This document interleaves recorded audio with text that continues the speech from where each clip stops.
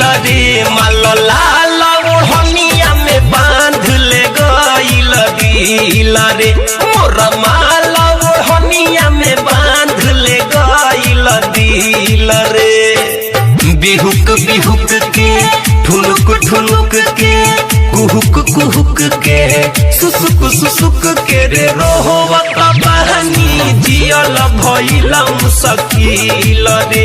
इहे सोच के माथा जाता हमरो हिल रे। इहे सोच के माथा जाता हमरो हिल रे। माल लाल ओढ़निया में बांध ले गईल दिल रे मोर माल ओढ़निया में बांध ले गईल दिल रे। डीजे मिट्ठू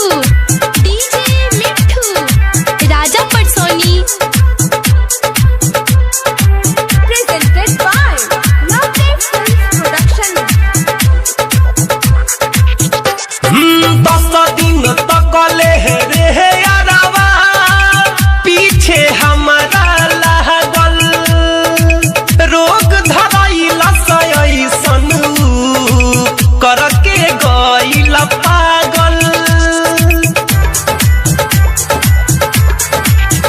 हर 10 दिन तक ले रे यारवा रे पीछे हमारा लागल रोग धरैला सैसन करके गईल पागल।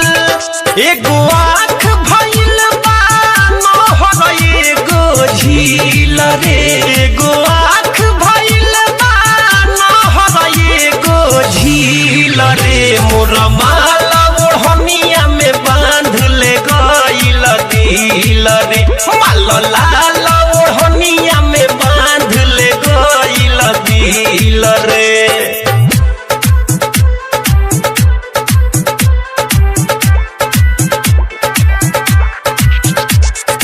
डीजे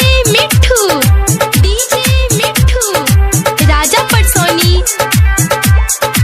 आप सुन रहे हैं अमित पटेल की आवाज में।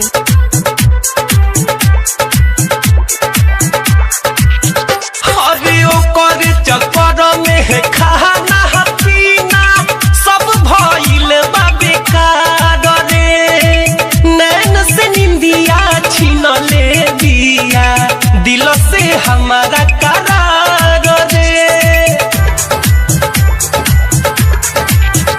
अरे ओकर चक्कर में खाना पीना सब भइल बा बेकार रे।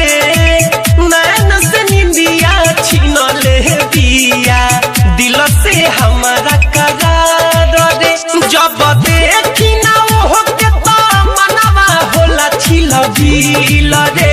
जब देखी ना ओहो के तो मनवा होला छिल बिल रे माल लाल ओढ़निया में बांध ले गईल दिल रे मोर माल ओढ़निया में बांध ले गईल दिल रे।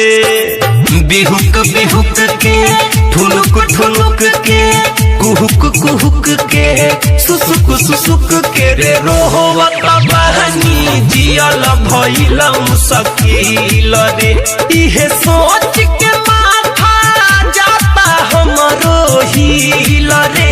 इहे सोच के माथा जाता हमरो हिल रे माल